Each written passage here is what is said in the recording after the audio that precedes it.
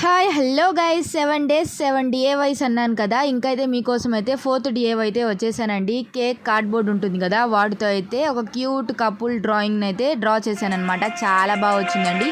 చేసేయండి ఎలా వచ్చిందో.